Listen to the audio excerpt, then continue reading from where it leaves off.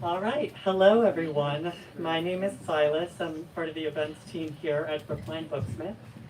Tonight it's my pleasure to introduce and host four incredible poets, Anna V.Q. Ross, David Blair, Julie Choffel, and Joan Naviyuk Kane for our third Thursday's reading series. Before I fully introduce them, a few housekeeping notes. We have copies of the poets' books in the back. Please buy them, please support them, and please put your phones on silent as well. This event is part of our monthly reading series, which takes place every third Thursdays. We've conveniently named it Third Thursdays here at Brookline Booksmith, and the February lineup will be announced soon, so keep an eye out on our website. Anna V.Q. Ross is a poet, editor, critic, and an author of Flutter, which was the winner of the Benjamin Saltman Poetry Award. Anna is also the author of If a Storm, Figuring, and Hawk Weather, which won the New Women's Voices Prize and the Jean Pedrick Chapbook Award. Anna's work appears or is forthcoming in the Harvard Review, the Kenyon Review, the Nation, and the Missouri Review. She is a recipient of fellowships from the Fulbright Foundation, the Mass Cultural Council, the Sewanee Writers Conference, and the Virginia Center for Creative Arts. She currently teaches at Tufts University and through the Emerson Prison Initiative. Welcome, Anna.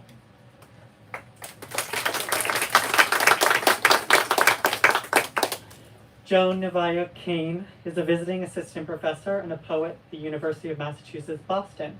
Joan grew up in Anchorage, Alaska, and is a member of the Inupiaq people, with family from Oyuvik and Kuuerek. She is the author of the books Dark Traffic, Milk Black Carbon, Hyperboreal, which won the Donald Hall Prize in Poetry, and The Cormorant Hunter's Wife. Her work has been supported by fellowships from the Guggenheim Foundation, Harvard's Radcliffe Institute, the Native Arts and Cultures Foundation, and many others. She has received the Whiting Writers Award, an American Book Award, the United States Artist, and the Creative Vision Award. Welcome, Joan. Julie Choffel is the author of The Inevitable Return of What We Do Not Love and of the poetry collection The Hello Delay, which was selected for the 2011 Poets Out Loud Prize. She was born and raised in Austin, Texas, and received her MFA from the University of Massachusetts Amherst. Her work has appeared in Rhino, Barrow Street, Orion, New American Writing, and Posit, among others. Julie currently lives near Hartford, Connecticut, and teaches at the University of Connecticut. Welcome, Julie. David Blair is the author of 5 books of poetry, including Barbarian Seasons, Friends with Dogs, Arsonville, Ascension Days, which was chosen for the Del Sol Poetry Prize, and his latest, True Figures. His work has appeared in Boston Review, Plowshares, and Agni Magazine. He has taught widely, including at the New England Institute of Art, and currently teaches at the University of New Hampshire. Welcome, David. We're so happy to be here tonight. Please join me in welcoming all of our poets.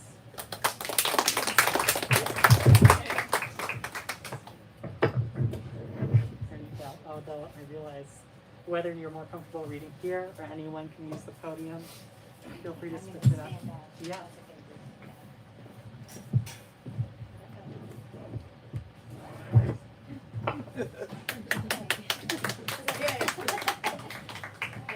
Here's the next test. I'm gonna get it back in. All right, now I can go home. Thank you all for coming. This is a really rotten night. Just took me 45 minutes to get here in an Uber from Tufts, so I appreciate the effort that you've all made to be here. I'm going to read from my book for a few minutes. Let me just check my timer. House. I come from there with lavender growing small against the bricks. I come from there with a little white jug and a tea towel on the tray.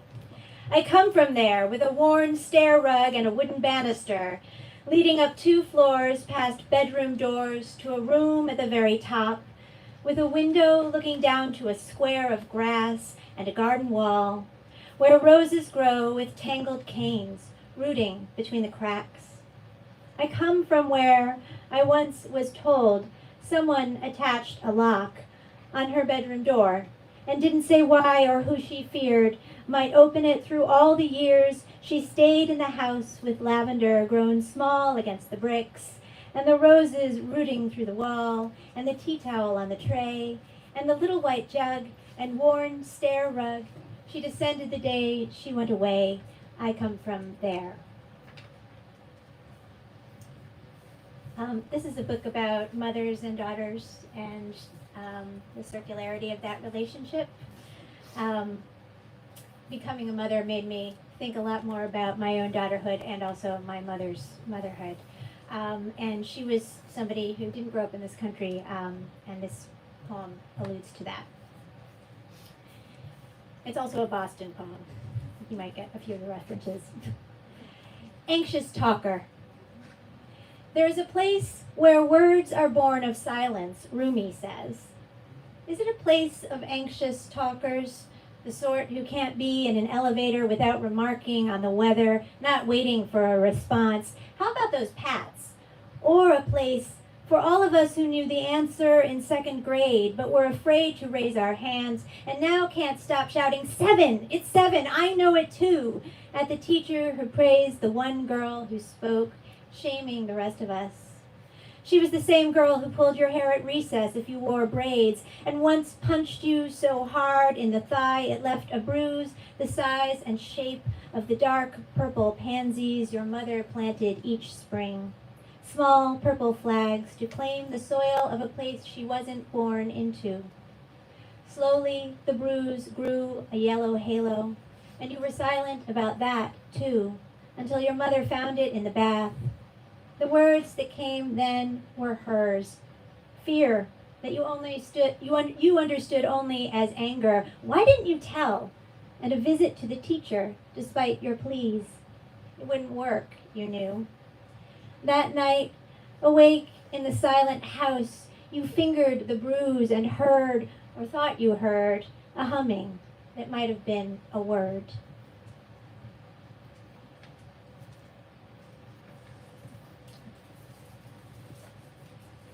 Self-portrait with alternate ending. Keep 5:30, perfect June, almost evening. Keep forgetting dinner and walking out into the day, exhaling sweat, exhaust, and unseen sea like a lost gull. Keep the mile-away bay we head for now, the baby in her stroller, queen at ship's prow, trying her new word, kitty, kitty, on every moving thing. Keep kitty, kitty. Keep the humped driveway that catches the stroller's wheels, the cracked sidewalk and ragged curb where we stop to let 3 boys run past, t-shirts flashing white. They don't turn to see us. Keep the boys as we start out again to cross our street, and kitty, kitty, keep 3 more boys running, not so fast, but tracking the first 3. They stop for us who have interrupted their game. The tallest one, his red and white striped shirt, his hand in his pocket. Keep the shirt, keep the hand, not the pocket. Keep the movement of his legs as he again begins to run. Keep the neighbor who calls to us as we cross over. Keep the mother who is sitting home with supper, or who is working in a hotel changing other people's sheets, or who is pulling into her driveway and calling to her neighbor, have you seen him? Her boy who stops now to take the gun out of his pocket, to fire its pop, pop, pop at the other boys retreating, their t-shirt flags waving, don't keep this. And the unsound as it arcs, as it tunnels through the air, or the whirring of the stroller's wheels as our legs unfurl, no wall or open door, but endless pavement and a bullet that is somewhere. Keep it somewhere. Somewhere fallen in the grass where later plainclothes cops will find it, reassure us that we weren't an intended target. take out Target, take out intention. Keep the baby in her stroller, singing softer now her kitty kitty as we jolt home, the sky a mask behind us.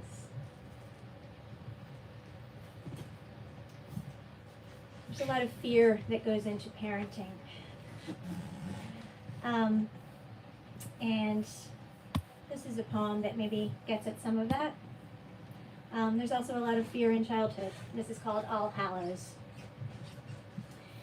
The year that she was 3, my daughter was a fox for Halloween. Orange felt hood with ears, a tail stitched to her back and painted on whiskers. The only girl in the preschool parade not dressed as a princess. That was the same year something kept finding its way through the back wall of Granny's garden to dig up moles. Mornings, we'd find the excavated holes, entrances we hadn't known existed. A fox, said Mr. Lovely, who came to cut the grass. We'd need to put down poison. But would that remove the fox or just the moles, we asked, and wouldn't it be better to find the wall's gap and fill it? My daughter cried for the fox she never saw, begged us not to kill it. But still, she didn't want to go alone into the garden. I think now she was trying on fear that Halloween. Not the fox circling the henhouse kind, but the unseen thing that leaves a gash exposing mud and plunder beneath the grass you thought you knew. In the picture we took, I hold her and her baby brother on my lap. He stares at her strange ears and painted face, amazed.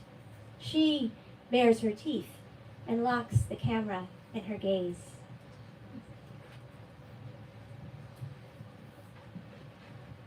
So I'm going to move to a poem that happens a little later on in my daughter's life.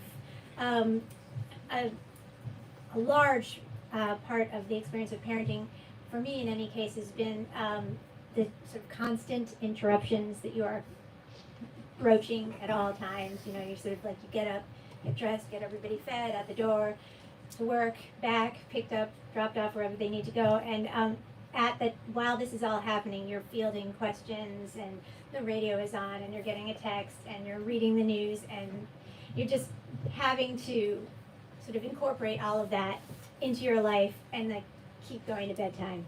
So this is a poem that incorporates some found text from Christine Blasey Ford's testimony at the Senate confirmation hearings for Brett Kavanaugh, and it takes place on I-93.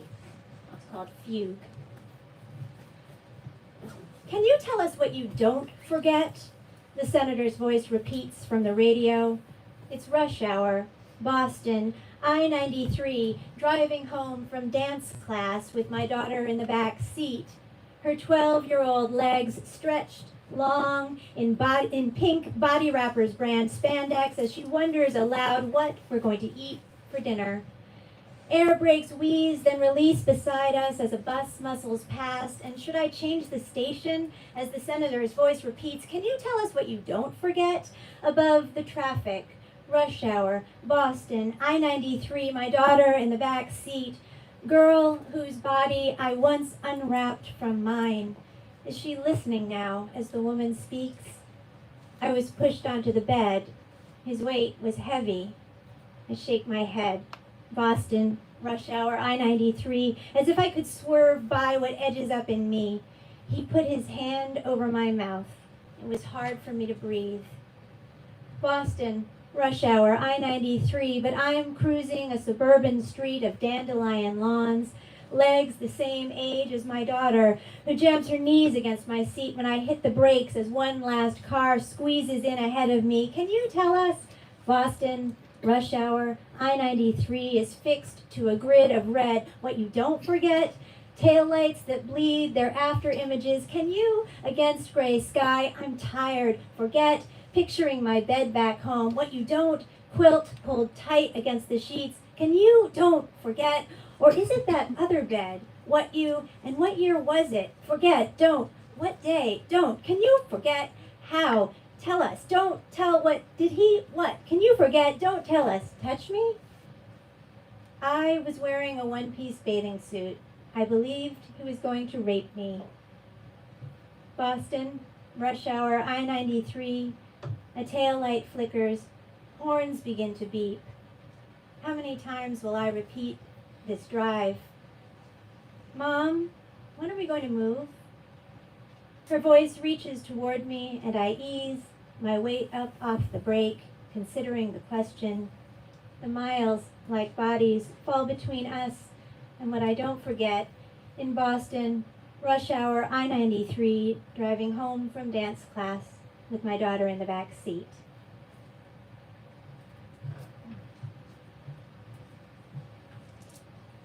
As usual, I've lost track of when I started.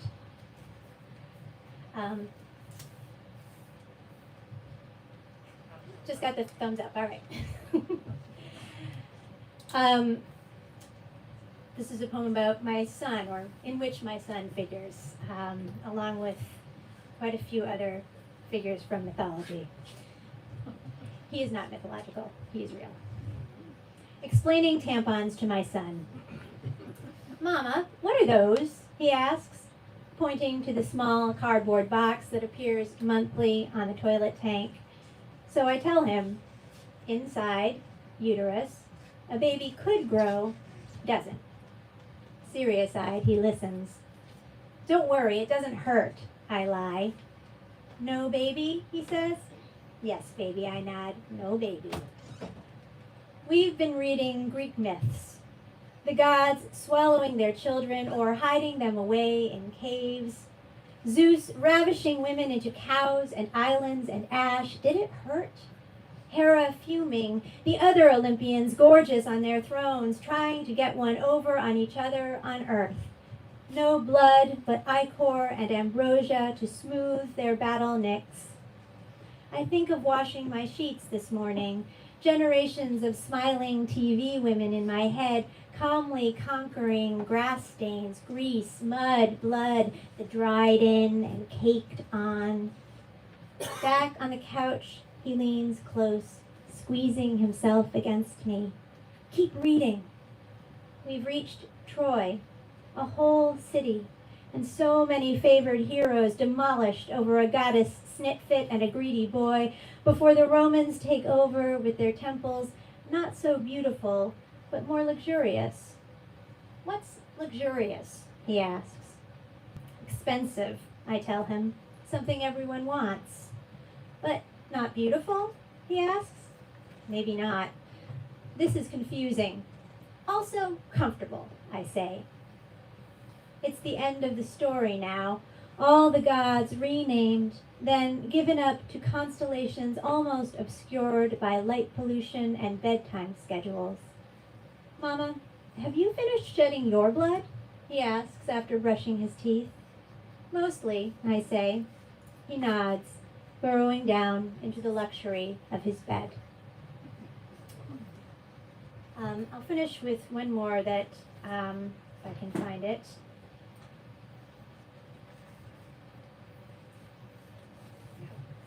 On my extremely long ride over here, I read that the Supreme Court still can't seem to find out who leaked the decision about Dobbs.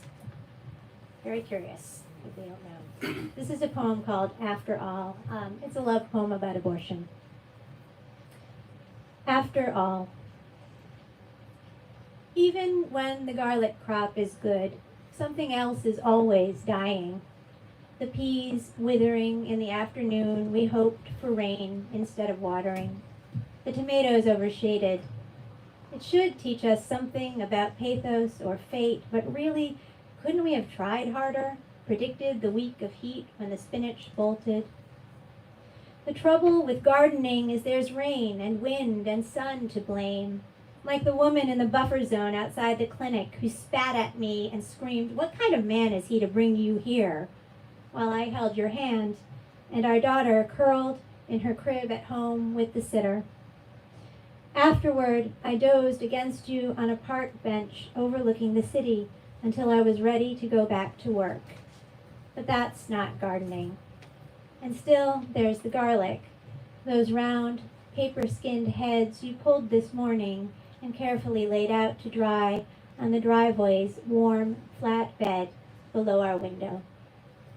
Thank you very much.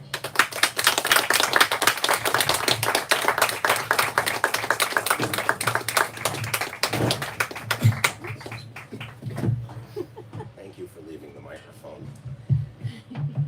So it's great to be here. Can you hear me? Is that good?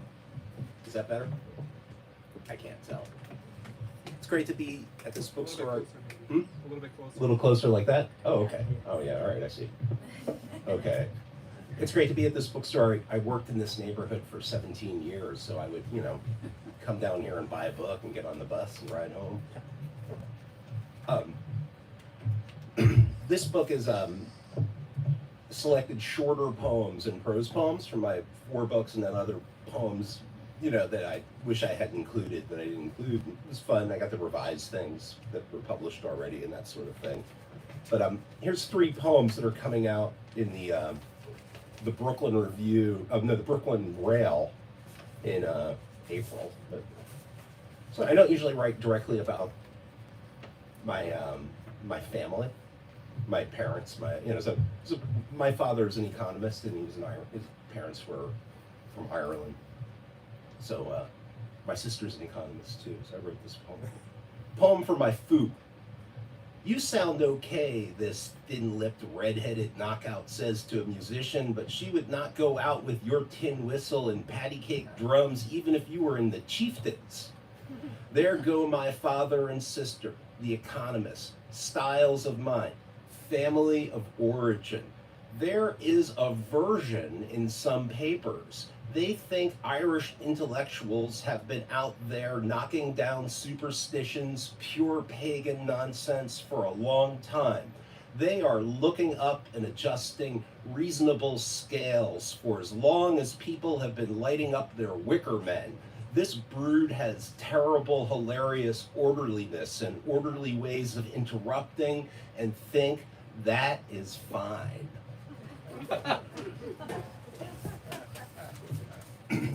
This poem is kind of like more obliquely, it's got like my mother worked in the hospitals and she would, kind of like cruise around and talk to people. You'd go visit her and she knew everybody in all different departments. So I was like, For my friend in the x-ray room, the kid tripped. It must be hard to fit some names on a marquee to go with that x-ray. See how many colors that toe has turned, and no, that toe is broken into some January sunrise. The x-ray room has the metallic cold smell of empty file cabinets that roll shut.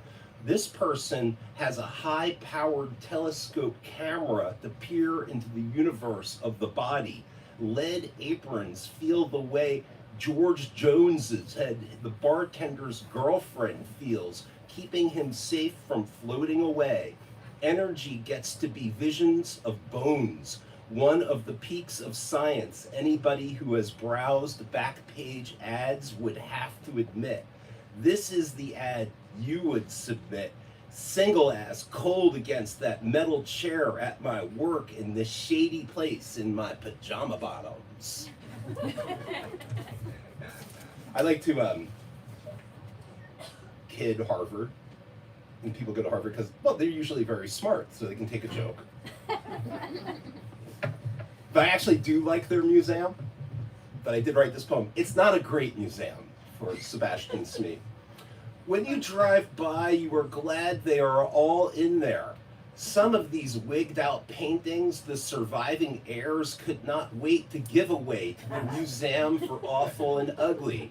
Saint Renaissance Nonplussed wears a meat cleaver like the Matador's cap. Sure, it's old and balanced. Yes, yet thanks, you can hang this one at your museum place like Leon Trotsky around some corner to go boo. Then, 1001 creepy English choir boys sing their apple cheek heads off in their white freak nightshirts, the mementos of the loons. So this is the oldest poem in the book. I didn't put it in my first book.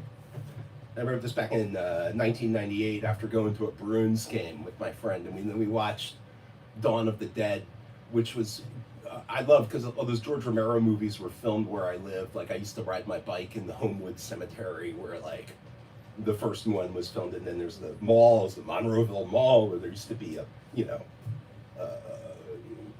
ice skating rink. It figures it in. Yeah, if you've seen the movie, you'll remember the scene. For George Romero, the poor don't shoot their zombies in the heads. Not in your version. The zombies do the right things horribly. The man mourned, embraces his wife. Then he bites her shoulder. And then they go ice skating, but without skates.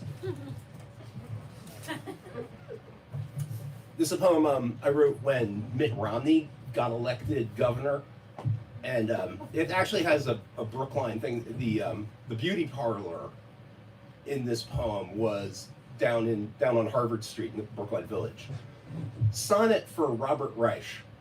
Somebody odd who loved him toted 20 pounds of dried rabbit chow through the subway turnstiles when election defeats melted into drugstore carpets, headed to scrubbers and sponges, cosmetics, sink stuff, and Mr. Peanut on his cane, tilting his urbane body skull at all the ungovernableness, at former Secretary Reich and his tall wife crossing my path through Cambridge, seeming decent and happy.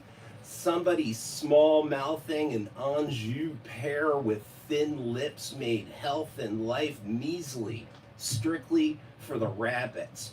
Put your hands under his arms, man who would be governor, and lift him up in a light that melts stubborn icicles, that creates a special tan, that wedges bits of cotton between toes at the pedicurist, that arranges old womanly hair into tinfoil chicken wings.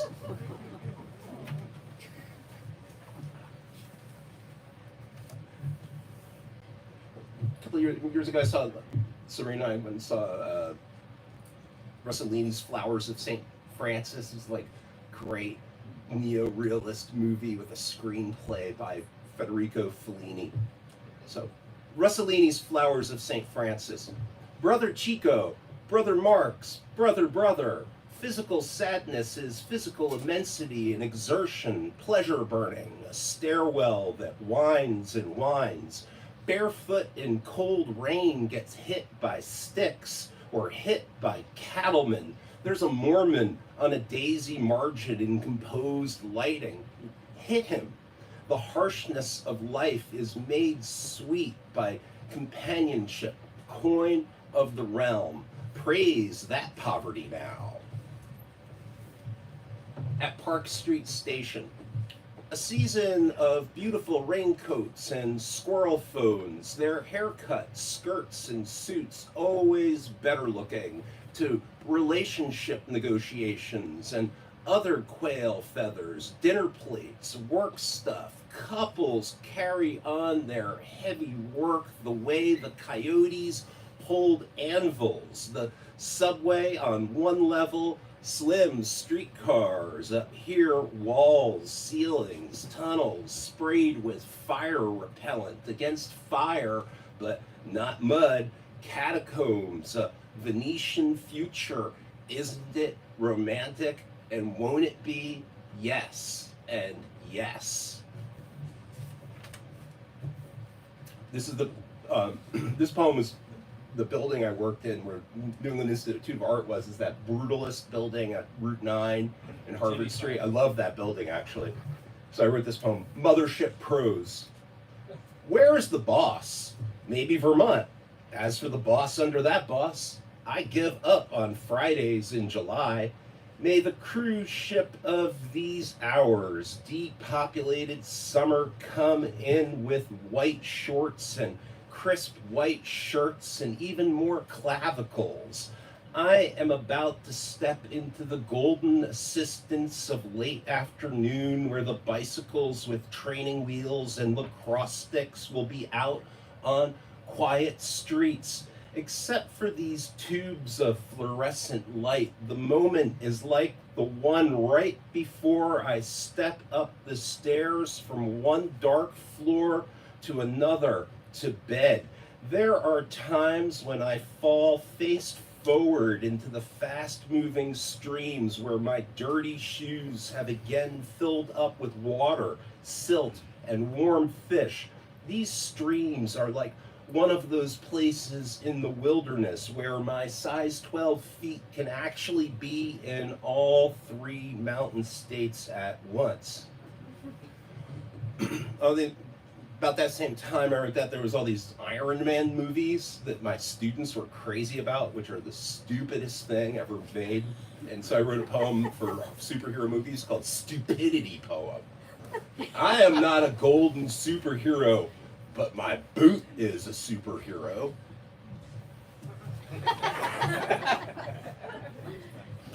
Other c'est moi's. Madame Bovary, c'est moi, Flaubert said.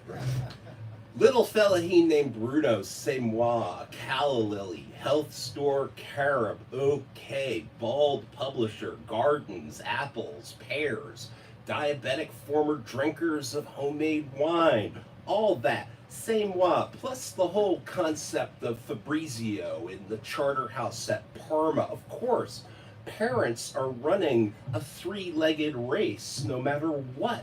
The crinkly clusters settle on the leaves as if left by indigent moths who only want state flowers. The state flower, that's me. Prolonged natural contrary movements. It's hurricane season and the neighbors have been half naked since Easter Monday. Time to fly into fast-moving oaks as if to chew gum and eat walnuts at once. The ladies folding laundry have boxer shorts on their heads. Political comedy or patronymy. Here's a little poem I wrote. There's this tiny bar that's out of business now in Union Square in Somerville, in our neighborhood. The adorable couple. In the bar, she shouts back, "I'm a music therapist." Small bar, the musicians stand between the customers, and that's from a plunger, that trumpet mute. "I work in palliative care. The magnolias are all brown shreds because they bloom too early. I am a hospice physician. What do people want to hear on your guitar? Wise men know. Only fools fall in love. The door opens. Cold air, soporific, early spring, burning, cold. I went to a Christian college in Bucks County in Pennsylvania. These two, their bedroom is a flute case. No, I play 4 sets a day. Guitar, love songs, hymns for people who are dying. I did meet that couple. She was a musician, he's a hospice. They met at work. This poem was written about the UConn campus, where they have like a farm, right? And you go see the horses and get ice cream, you know, like if you're up in that part of the state. Penned horses. I could identify at once with the horses out on the old post road near swamps, by stone walls, by ice cream shacks, the horses eating with rubbery fingering lips which are outright, forthright, and creeping, while captive sheep stood around making a sound like woo, woo. This all goes on out here. The 2 rural teenagers visit the horse cafeteria and hold out handfuls of grass for them to eat and kiss them and scratch them. So pleasing to the gay horses and the straight horses and the bisexual ones too. The horses turn their heads sideways to receive these kindly benedictions and quote heartbreaker lyrics to themselves and use a lot of their quiet to communicate what tenderness and humor they feel in the situation.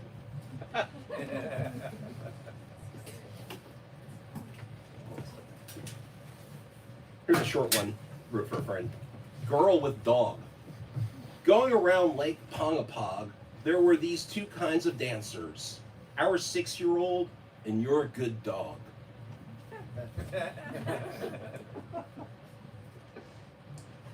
Do I have time for? Okay, so I'll read the last poem in this book. I think that's not too long, right?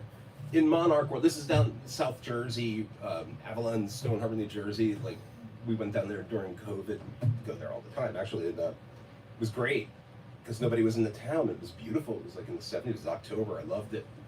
In Monarch World, at the end of the island, the monarchs grab the goldenrod in headland dunes, dozens at once per stalk. Talk about rusty, even when the wind and clouds come in and blow to horsehair, and you think how that was while the hemisphere held its storms in its open cloak full of yo-yos, stolen clocks, mechanical birds, and the secret smile is that we all know this place will be snorkeled.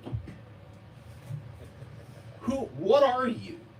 Houses go by on the backs of trucks. The sideways silos of the septic trucks come to tap, tap, tap. The more distant you get from the roofers at work for the rich, the lazier the sounds of hammers. De-peopled, more and more itself. The beach shows its long stripes, its blacks and tans gathering the fewer and fewer footprints to rye. No meat. In the middle of all this sun-baked neorealism of empty beaches, somebody had their ducks on a leash, bills forward, straining like dogs who see other dogs who are full of play across the fields. Who are these people? What religion do they practice? Do they play recorders and tin whistles? Do they blare Jethro Tull? Free those ducks. We've been wandering in haze since medieval life. And who dosed us? The War of the Roses? 2 more miles of solitude. A truck parked on the sand. The fishing rods larger than any I have seen surf fishing, bolted into the sand like tent pegs. The lines way out. A dumbass can sit like a king by a cooler. He would shoot a tuna with a bazooka if he could. And the whole thing, war and peace. Thank you so much.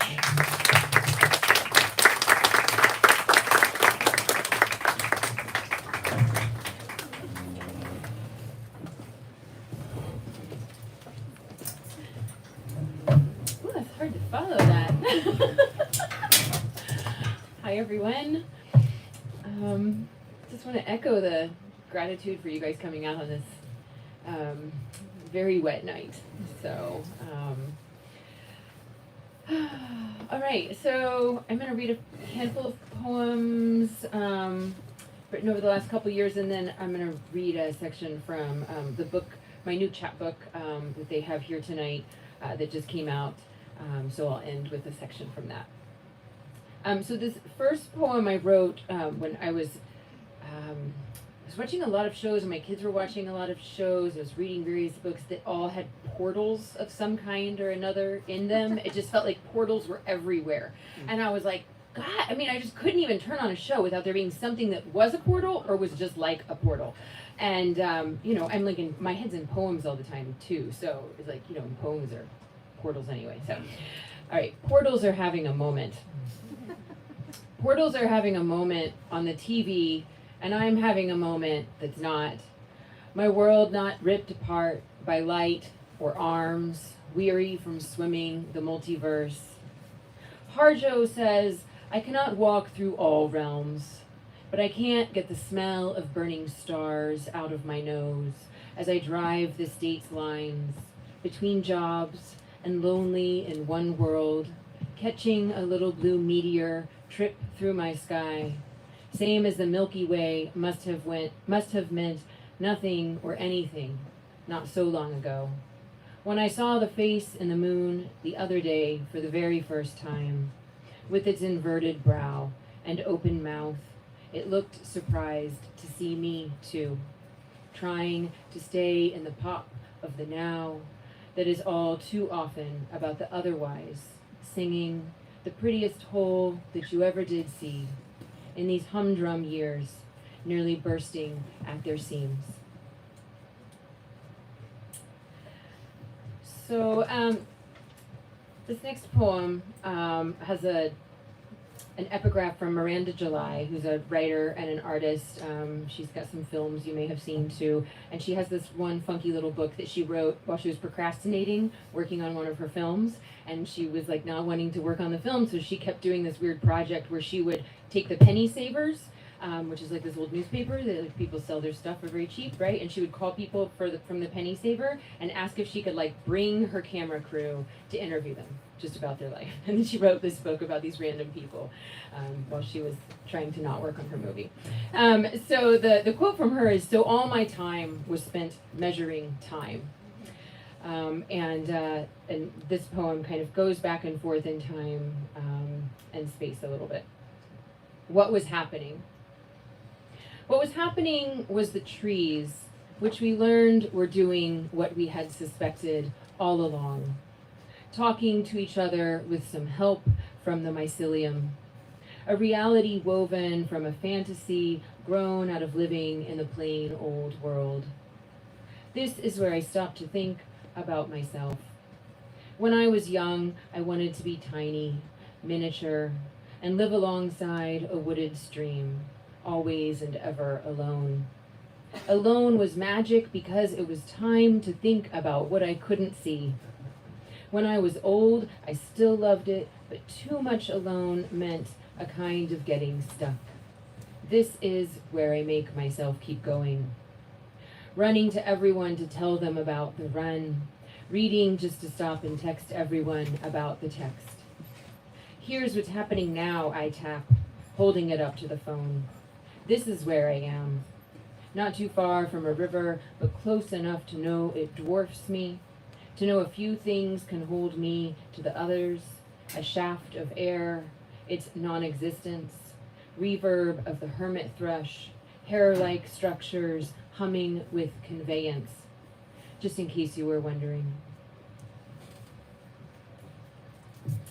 So I have 3 kids, a 9-year-old, a 9-year-old, twins, and a 12-year-old.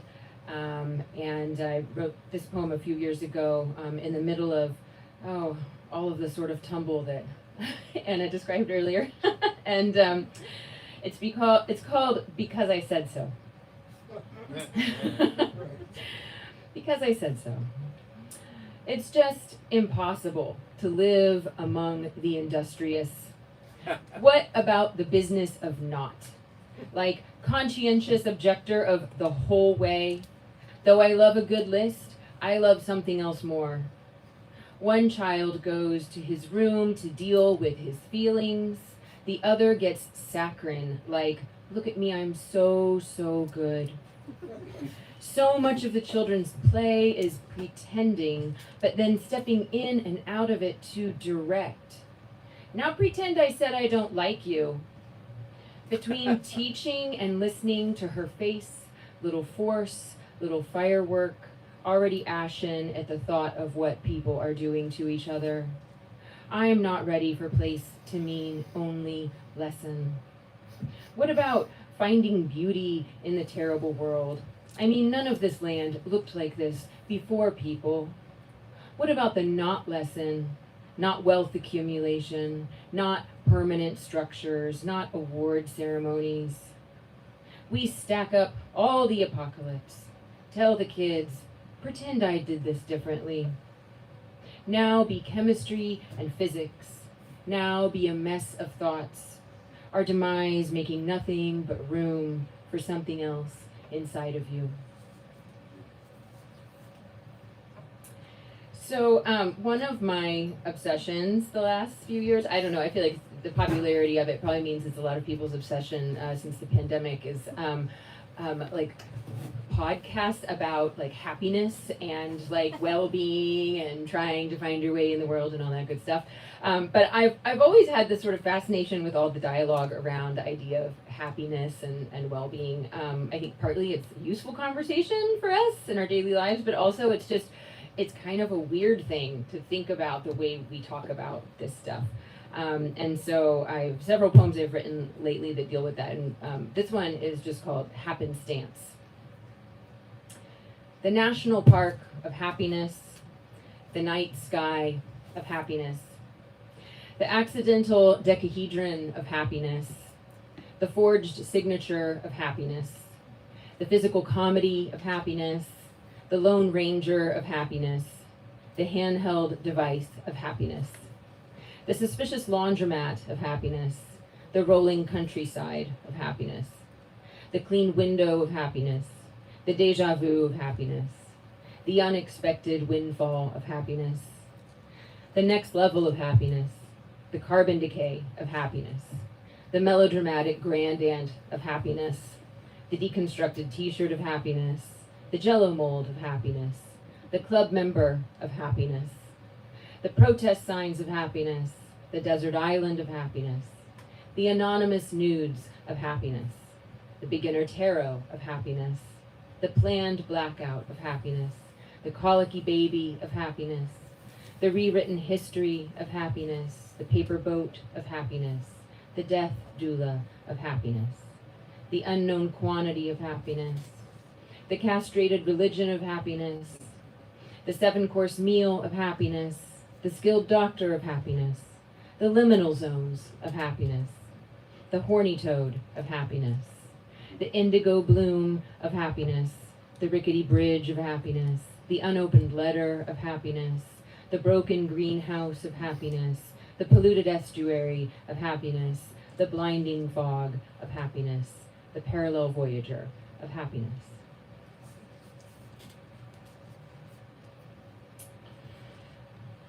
So this poem has a little image in it that I just want to mention because if you're a gardener at all, you may know this already, or if you read anything about bees, you may know this, that some bees don't go home to their hive at night. Like bumblebees often will just like sleep where they are at night in a little safe place that they find.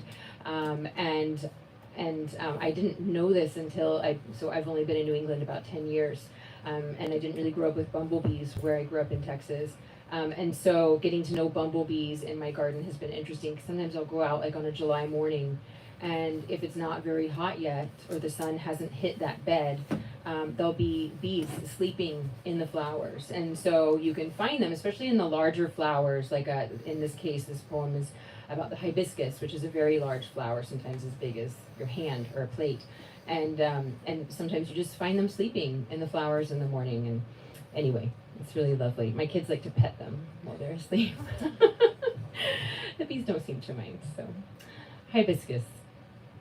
The hibiscus turns to the side, and absolutely the relationship between the influenza and the jazz age will be answered by this brief swagger. Sunshine to sundown. I've got no lover but God. Gathering what else is, the hand doesn't know anything yet. But the flower, the originator, clawing the air for a future, it knows what art is. It is always talking about it. All the same birthing and dying, losing and making. Even the bee makes a bet. Makes a fucking language for this red offering, and sometimes sleeps in its guess.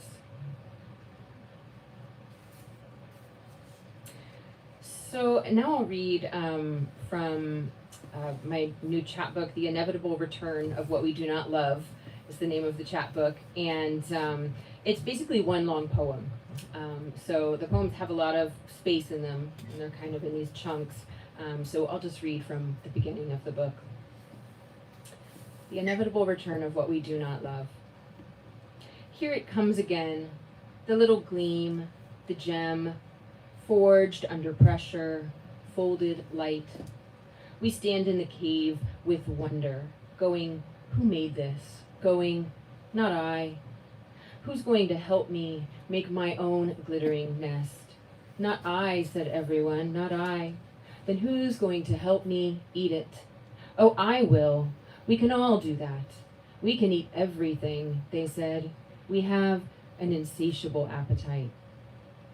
I am scared not of what could eat me, but what I could eat, going rabid over what winds up inside of me. A tower of lives never lived, some prank over the rainbow. I eat a heartbreak, I eat an itch. Depending on the day, I say, this is the sacrifice for knowing, this is the sacrifice for not. Fortress like a rose bush, get a mattock, get a winch, destroyed, grows back. What's it trying so hard for? Never blooms, but in a parallel universe thrives like an accident, a clumsy stairwell of roses all over itself. Can't get enough of itself. That synthesis. When I go walking in shoes, often falling, you give me that look like, there I go again, falling in shoes. Don't bother trying to quit bad habits unless it's summer. Have a pleasure to make up for others. Running can be a balm if you are already strong. Otherwise, just pain on repeat. Stop, stop. Or you can just meditate. Stop, stop, quit, or don't quit.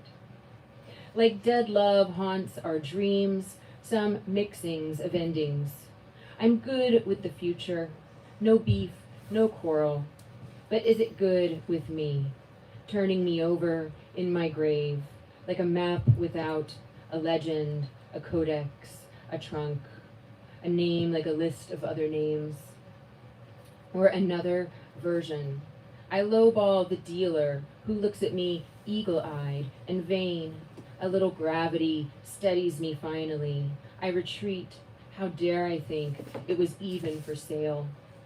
Grace, come down now, if only to make me feel like color, like shape were enough. Like I'm not tripping on the inevitable return of what I do not love. Faceless, vulgar. I pin down, pulverize, forget. We don't know its real name, so we say sadness, nickname, shorthand for closing eyes slowly, going deep. Oh, hi, I found the other side of my necklace in the lake. I wake up to the old friend. The wind comes in, won't settle. No one knows what for this work. We just keep at it. Stopping means death to us, so the trick is in the pause, a possibility of a next, or a gain at least in time, tiny ringing in the ear. I'm nothing without routine. An alphabet, a long life, a myth for the ages, parades our success, myth being good for feeling. A sheep in wolf's clothing knows herself better. The comparison is false, but good for figuring other things. God, I just want to connect my stars, brick, brick, my skin, the line, but it's just a cover. Stars say, look at the real dirt. It feels cool, right? Forget us, so far out of reach. Focus on your own job, focus and dig. Don't forget to look at that. So many ways to say, I want, like using your eyes, the softening dirt starting to give. Thank you.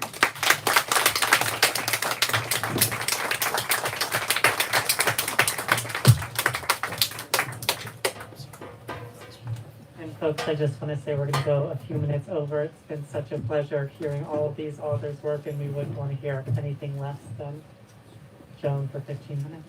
Yes. I'd like 25. Just kidding.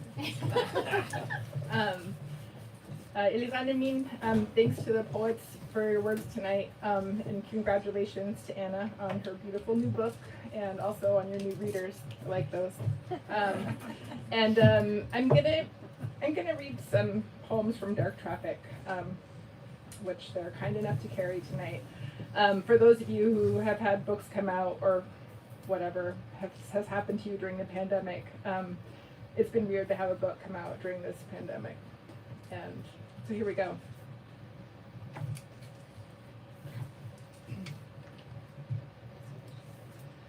But I'm using a white pen, so it doesn't really. Whatever. I'm just gonna do it. Rookeries. All men knew a secret of the northern part of an old world, a less perfect idea. For the Biconiate woman, it was an island. Though its birds lose our trust, we might learn their language. After all, we had been taught to read and write, to remove our hands from other work as we watch water twist into rock, to cover our wounds, staying alive light after light. For something, I worry. The moon pronounced with clarity its known topography. Our letters and lists reconstructed grammars. They replaced the ways in which we were grabbed and pushed, then shoved. Set a wife and her children to rove with indefinite orders. Lineal migration on a small scale is not nautical, but conflictual. Of those men, we knew I could never do them any good. In this way, I forget and let the wind river. It gales and tears at my shoulders and wrists. I forgot to introduce myself properly. I'm called for my namesake Naviyuk, and my family is from King Island and Mary's Igloo. Often in my poems when there's a she, it refers to my namesake and all my ancestors, all of our ancestors who are also named for this Atira, Naviyuk. Dark traffic. And the snows buffer the sound of a voice set forth. I thought her lost already, that she had gone to neglect the late migration. Before it ceases, the ice collapses easily. There is no day without a symptom. Consolation may turn out to be a guttural practice after all, the small gesture of sound lodged deep before it glides without warning downward. There is nothing but the wind, a howl and dive where water is thrown over water and sown into it, a howl and dive of wind, water she found flown over water where once we found ice, where the snow once stuttered the sound of that shouter, shouting for this listener, holding her head in her hands, the head in its fine, blank way, an original.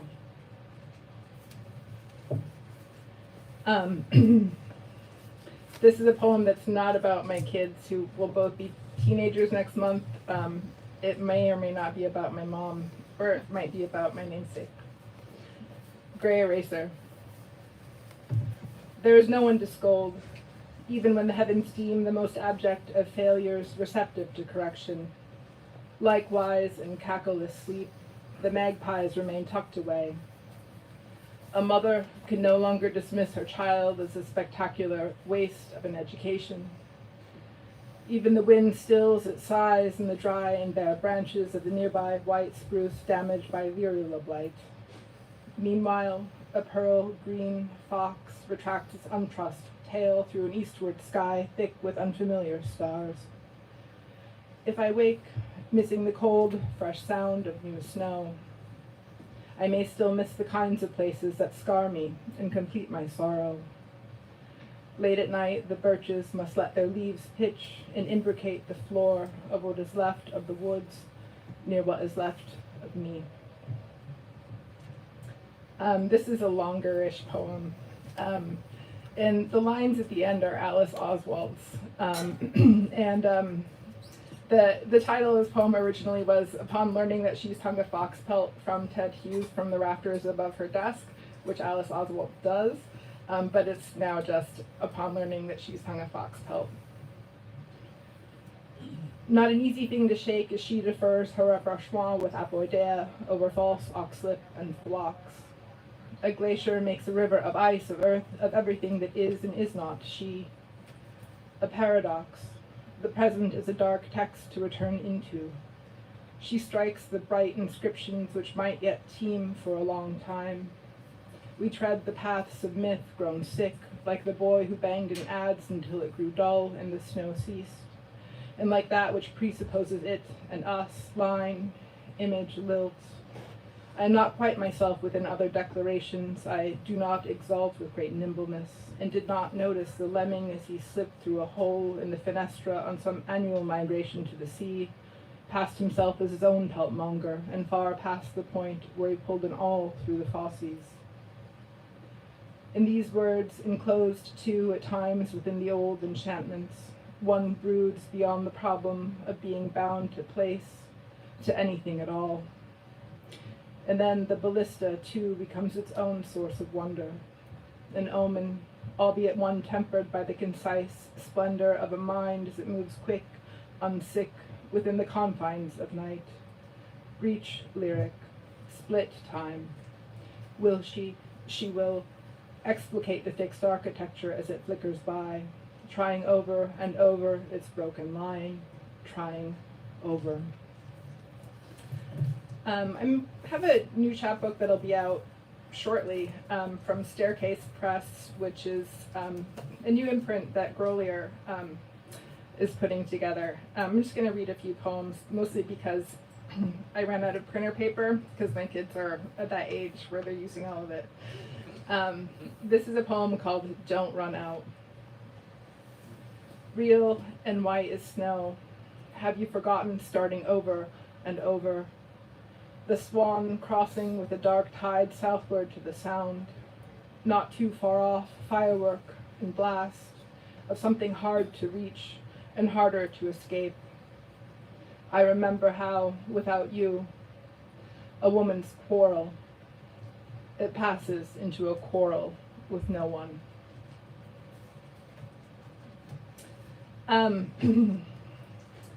So this is the first reading ever that my boyfriend has come to. So this title I took from him, actually. He's not a poet, but he gave me this title. And if he dumps me after this reading, that's whatever. I will be sad, but I'm glad you're laughing. A hammer and drill bit to a pane of glass. I walk along a shore of salt and search for a sky reflecting blue all winter, though a mirror as it melts won't show what isn't there.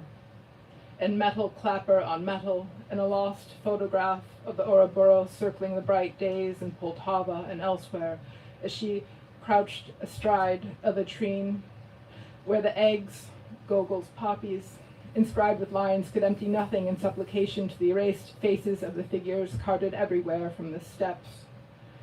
In another translation, drunk with his many-headed fire, and recalling the topple and raise, and afraid of women armed only with hand-turned spoons, thatch, and our children dreaming of potency and releasing all of us from poisons. In another day in Kharkiv, after the blizzarding away, in the lobby of a constructivist hotel, someone held class poppies, asked what if. It was as if they unblinded and could make me see. I like that. Thank you. Don't break up with me either, Anna.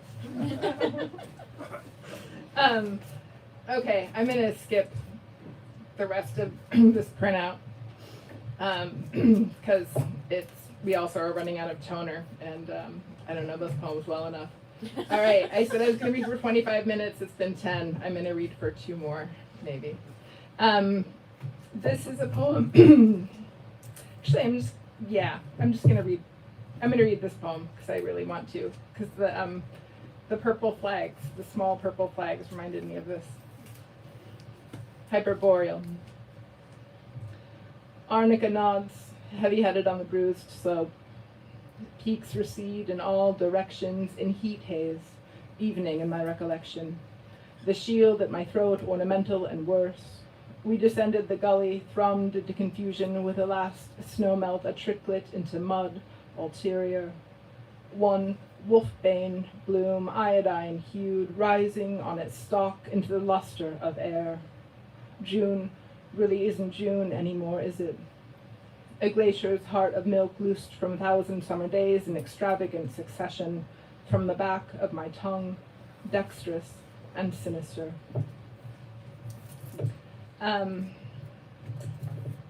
I'm going to read another title poem and then one more maybe. This is The Cormorant Hunter's Wife. Black birds luster in sweep above a rough sea, and he is all suspension from a length of rope before descending to snap 10 long necks, one after another. Cormorants in death are just lustrous, swollen from a day's plunging, distended with fish. He wants to own his weighty bounty upwards, but she, in cunning, cuts his cord and turns to the other in her husband's falling. Implausible travels from a scar of rock, and a return that needs no telling. It is her failing. The cormorant hunter's wife feels no ill will all winter until the spring, when, in a glutton's plumpness with her black hair lustered, he buries her beneath a sum of stones, and himself plunges with the downdrafts under. Okay, I'm saving my really funny poems for last. Just kidding. All right, I'm just going to read this one last one.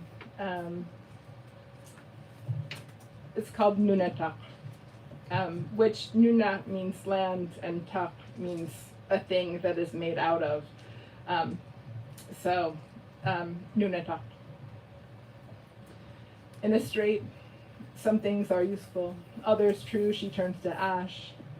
Thrust thus, her head thick with arrogance, infection, and futility.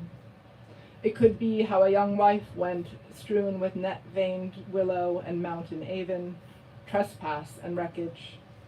She could write about the year she turned to heat and haze, to lays, imumurat, imara, dunga, of cannula and silver nitrate, of petiolus and a keen about to begin again, of greens as they green, of a man aged, eskered, of a confined gleam, to hereby dissolve and hold for naught the soil, gravel, silt, groaning as the tools of our penultimate glacier, a glacier I might pronounce like grief.